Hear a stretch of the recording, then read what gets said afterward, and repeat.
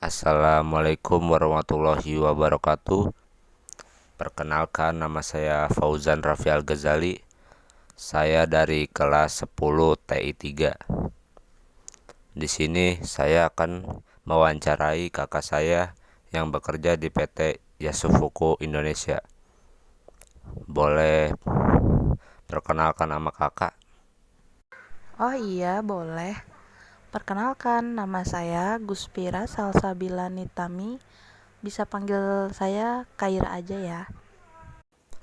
Oh iya Kaira, apa yang Kaira ketahui tentang PT Yasufuku Indonesia? Oke, baik. Kaira akan jelaskan sedikit profil dari PT Yasupuku Indonesia yang Kaira ketahui aja ya. PT Yasupuku Indonesia itu PT yang berproduksi di manufaktur komponen karet dan plastik untuk kebutuhan kendaraan dan industri, yang sudah berdiri pada tahun 1995 dan mulai berproduksinya pada tahun 1996. Oh iya, yang Kaira ketahui juga, PT Yasupuku Indonesia sudah banyak bekerja sama dengan perusahaan besar lainnya di dalam negeri maupun di luar negeri. Yang Kaira tahu sih, kalau untuk di dalam negeri ada 24 perusahaan yang telah bekerja sama di PT Yasupuku Indonesia dan 8 perusahaan di luar negeri, di USA, di Jepang, dan Thailand. Oh iya, PT Yasupuku ini termasuk perusahaan Jepang ya. Oh gitu ya kak.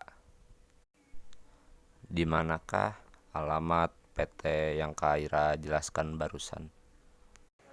Untuk PT Yasupuku Indonesia sih ada terbagi 3 plan ya. Ada plan 1, plan 2, dan plan 3.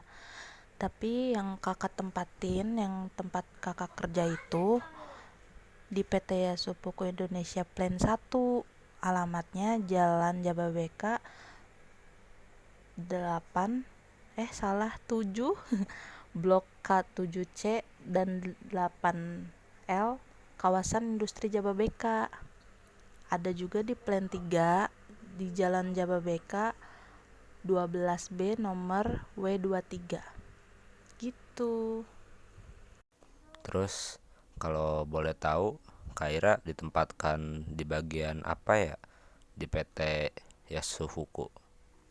Di PT Yasupuku Indonesia, Kaira ditempatkan di Departemen Pos Produksi di bagian rubber injection sebagai operator produksi.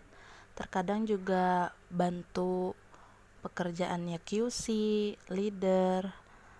Ya, tergantung permintaan apa yang dikerjakan untuk kita dari atasan. Oh iya, boleh tahu Kak, di PT Yasufuku Indonesia itu peraturannya apa saja ya? Dan gimana sanksi buat pelanggarnya? Untuk peraturannya sendiri sama halnya seperti perusahaan yang lainnya, ada K3, ada 5S, dan peraturan-peraturan yang lainnya yang khusus ditentukan untuk departemen masing-masing. Untuk sanksinya yang diberikan juga tergantung apa saja pelanggarannya. Salah satunya, jika izin sakit harus ada surat dokternya, atau izin apapun itu harus ada keterangannya. Jika tidak ada, akan dicatat alpa. Dan absensi itu sangat berpengaruh untuk kelanjutan kerja kita. Terus juga jangan sesekali mengacak atau mengganti tata cara, prosedur, atau SOP kerja kita. Selain kita dapat teguran atasan, itu juga bisa diminta pertanggungjawaban atas hasil kerja kita yang menggunakan SOP yang salah. Dan untuk kakak sendiri, karena kakak di bagian produksi, jika ada kelolosan barang NG, NG itu not good ya, yang barang jelek gitu, akan dapat pin kartu cek ulang. Dan jika sering kakak cek ulang, dikenakan surat peringatan SP1, SP2, dan bisa-bisa itu juga jadi bumerang kita buat dikeluarkan dari perusahaan tempat kita kerja. Oh gitu ya Kak. Lalu bagaimana kontribusi yang Kaira berikan di PT Yasufuku Indonesia? Untuk kontribusi itu sendiri sesuai dengan apa yang Kaira sepakati saat tanda tangan kontrak ya. Macam halnya seperti menjadi karyawan yang disiplin, bertanggung jawab, yang selalu patuh akan aturan perusahaan, menjalankan SOP bekerja dengan benar, dan menjaga kualitas produk perusahaan, dan sedikit loyalitas waktu saat bekerja sih. Terus bagaimana jika Kaira diminta kerja lembur? Untuk bekerja lembur itu sendiri juga sepakatan saat kita bertanda tangan kontrak sama suatu perusahaan. Kalau kita diminta untuk lembur sih, jika itu memang sangat dibutuhkan dan itu bagian pekerjaan dari kita, kalau Kaira sih ya ikut-ikut aja, kayak ambil bekerja lemburnya itu. Tapi jika memang ada halangan atau apa, bisa dibicarakan dengan atasan, leader atau supervisor di tempat bagian kita bekerja. Dan itu juga termasuk tanggung jawab kita sebagai karyawan sih. Oh begitu ya. Berapakah gaji yang Kaira dapatkan per bulannya sih? Aduh, jadi malu ditanyain gaji. Ya karena Kaira kerja di perusahaan Jepang, gajinya itu alhamdulillah di atas UMR Bekasi. Ya cukup lah buat kehidupan sehari-hari, apalagi kalau ditambah lemburannya yang banyak, lumayan bisa beli ini itu. Terus apa yang Kaira rasakan setelah bekerja di PT Yasufuku Indonesia?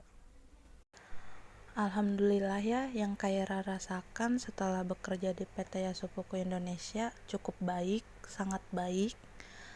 Karena Kaira pun orangnya gampang berinteraksi gitu, jadi gampang berbaur sama lingkungan, sama karyawan-karyawan yang lainnya, dan gampang juga beradaptasi di tempat yang baru, di bagian yang baru, atau di pekerjaan yang baru pun. Alhamdulillah sangat senang di PT Yasufuku Indonesia dan bisa nambah pengalaman bekerja untuk Kaira sendiri. Oh iya iya. Kaira boleh minta saran gak sih buat motivasi kita para pemula yang akan memasuki dunia kerja? Oh, saran atau motivasi ya? Ya, menurut Kaira sih mulai dari sekarang ya, semua belajar disiplin, entah itu waktu, disiplin berpakaian, dan belajar bertanggung jawab atas apa yang kalian pilih, atas apa yang telah kalian lakukan, kalian kerjakan. Dan jangan takut belajar hal baru untuk mengukur kemampuan diri kita sendiri loh.